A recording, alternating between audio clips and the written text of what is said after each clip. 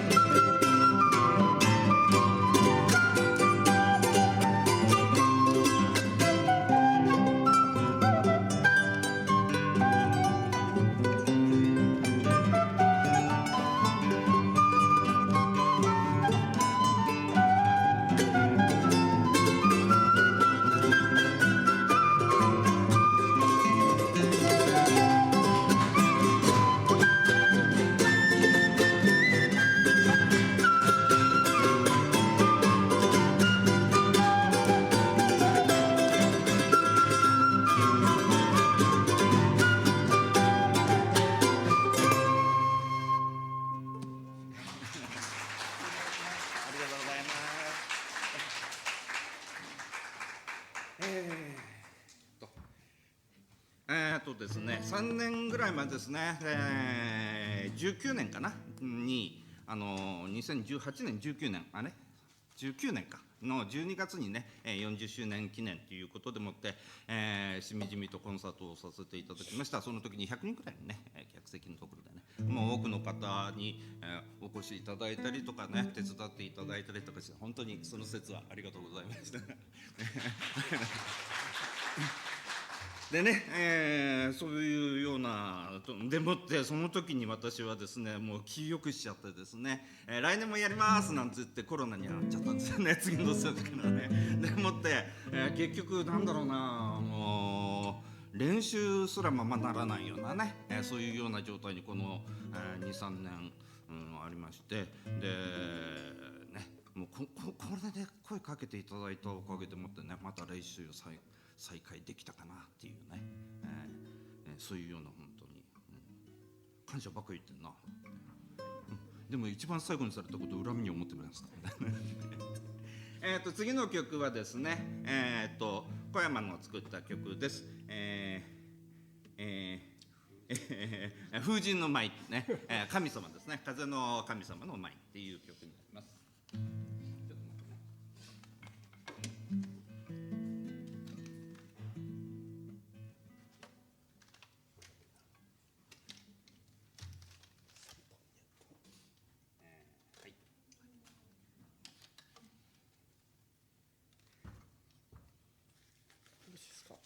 ちょっと待って